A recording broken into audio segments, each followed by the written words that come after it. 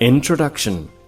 In the previous chapter, you have studied about 3 layers of Earth, that is, lithosphere, hydrosphere and atmosphere.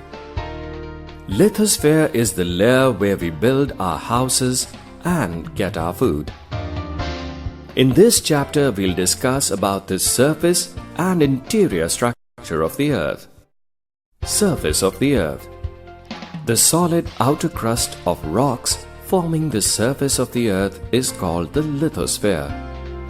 The word litho means rock or stone, and sphere means domain.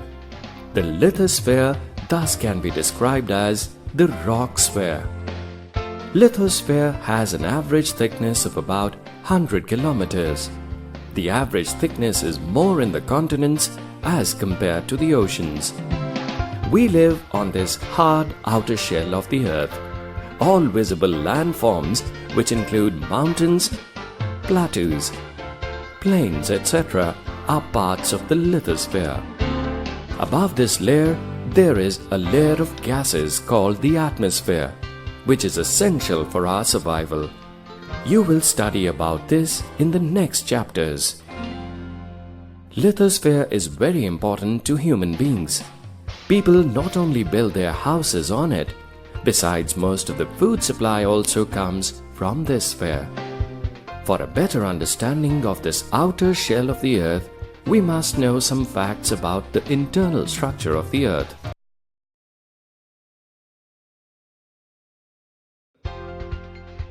The interior structure of the Earth is similar to the structure of an egg. An egg has 3 parts. Outermost part, that is a thin but solid white surface.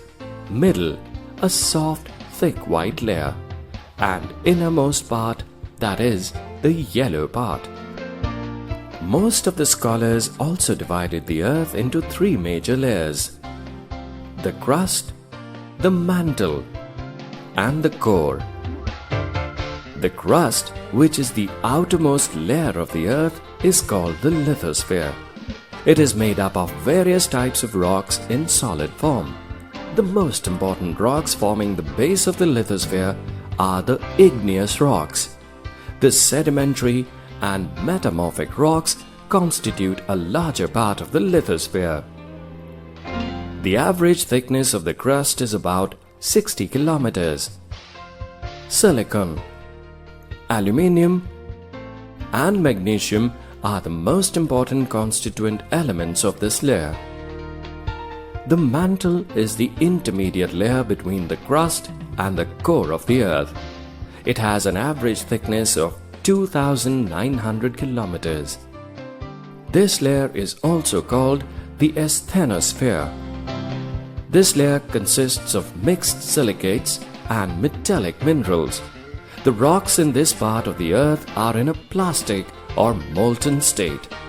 Mean density of this layer is 4.5 grams per centimeter cube, and it varies between 3 grams per centimeter cube in the upper part and 5.5 grams per centimeter cube at its base. Due to its higher density than that of the crust, the lithosphere is considered to be floating over the asthenosphere. The innermost part of the Earth is core, which has a radius of about 3,500 kilometers. Occupying the center of the Earth, this layer is also called centrosphere. The density of rocks in this part of the Earth is the highest. The major constituents of this layer are the metallic minerals like nickel and iron, due to which core is called knife, N-I-F-E, knife. The temperature of this layer of the Earth is extremely high, and the minerals melt at this high temperature. Due to a great pressure of the overlying strata, the rocks in the central part of the core behave more like solid rather than like liquid material. The density in this layer is about 10 grams per centimeter cube at the top and increases to 11.5 grams per centimeter cube at the center. Material of Earth's crust. Earth is made up of rocks and minerals. A rock can be defined as an aggregate of minerals. The rocks forming the crust of the Earth are in a solid state. Any mass of harder portion of the Earth's crust can be called a rock. These rocks make up most of the solid materials of the lithosphere. Most of the rocks are mixtures of various minerals in different proportions. A mineral is a naturally occurring substance having a definite chemical composition and physical properties. A mineral can be made up of atoms of a single element or more than one element combined together in a definite proportion. For example, gold, diamond, graphite are made up of a single element, whereas quartz, silicon dioxide, hematite calcite are made up of more than one element. A rock having a large proportion of a single mineral so that the mineral concerned can be extracted economically from it is called an ore of that material. Magnetite, an ore of iron, is an example of such rocks. The most abundant elements in the Earth's crust are oxygen and silicon. Silicates are the most common rock-forming minerals. Types of rocks. Our crust is formed by a variety of rocks differing from each other in composition, texture, color, etc. The three major types of rocks are igneous rocks, sedimentary rocks, metamorphic.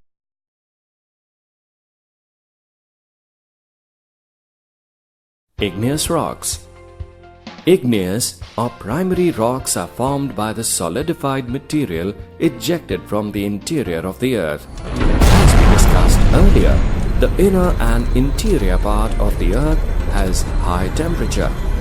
Due to this high temperature, the rocks in the interior part are in a molten state, which is called magma. During volcanic activity, this magma is ejected from the interior of the Earth. The ejected material may be in a solid or liquid form. The magma which flows onto the surface of the Earth is called lava.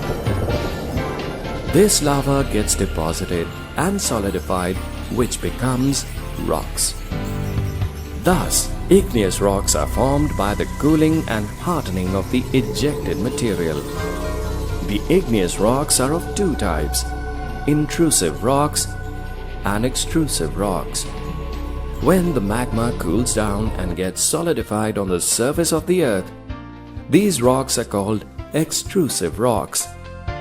Whereas sometimes the magma gets solidified inside the Earth's crust, the rocks formed by such a way are called intrusive igneous rocks. Graphite is an example of intrusive igneous rocks.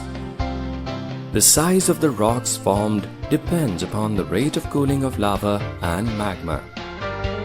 Since they were the first rocks to be formed, so are called primary rocks. Igneous rocks are generally hard, have no layers, and do not contain fossils. Most of them, besides being crystalline and impervious, that is, water cannot percolate through them. Igneous rocks are generally compact and do not get eroded rapidly. They therefore make good building materials.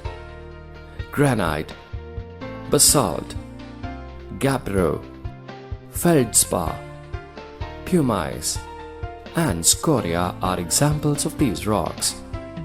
Ores of most of the metallic minerals are associated with igneous rocks.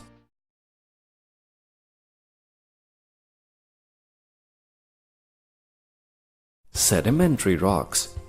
Sedimentary rocks are formed through consolidation of sediments deposited in water bodies like rivers, lakes, and seas.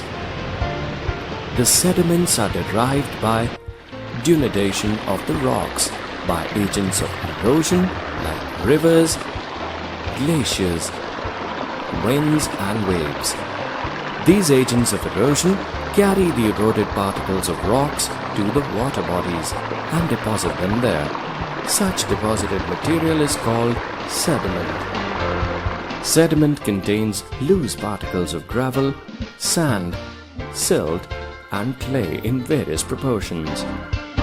Over a period of time, a significant thickness of sediments accumulates and gets consolidated or compacted to form hard rocks. The consolidation of sediments takes place due to the pressure of overlying materials and presence of cementing substances like lime. As they are formed through the process of sedimentation, the rocks formed in this manner are called sedimentary rocks. They are also called secondary or derived rocks, as they are derived from other rocks. The sedimentary rocks contain layers and they are generally soft. They can be scratched easily. Most of them are porous and permeable. Very often the remains of plants and animals may get preserved in the layers of sediment. Such remains are called fossils. Most of the fossils are found in sedimentary rocks. Fossils help in determining the age of the sedimentary rocks.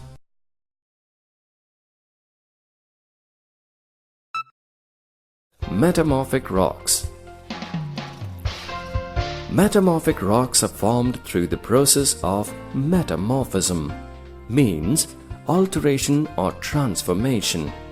Various sedimentary and igneous rocks are metamorphosed to produce new rocks under pressure or heat. Metamorphism may involve both physical as well as chemical changes in the characteristics of the pre-existing rocks.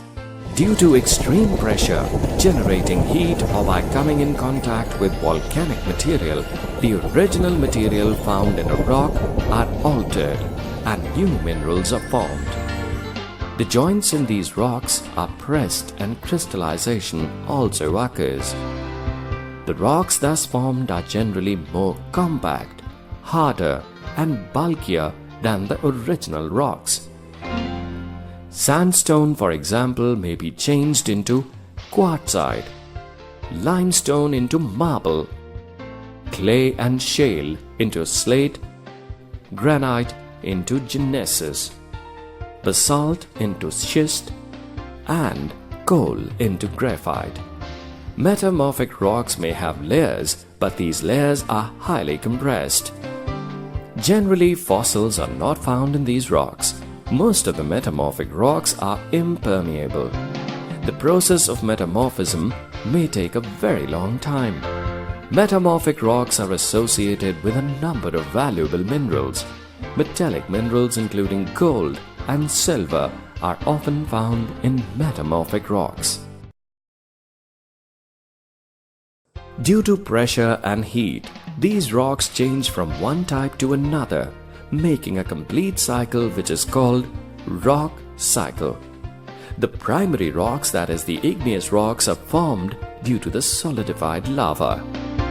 Various agents of degradation erode the igneous rocks, and eroded material is deposited to produce sedimentary rocks. When igneous and sedimentary rocks are subjected to heat and pressure, they change into metamorphic rocks. Agents of denudation may erode metamorphic rocks also to form sedimentary rocks again. Metamorphic rocks, which are still under great heat and pressure, melt down to form molten magma. This molten magma again can cool down and solidify into igneous rocks. In this way, the rocks are continuously transformed from one type to another through the process of rock cycle.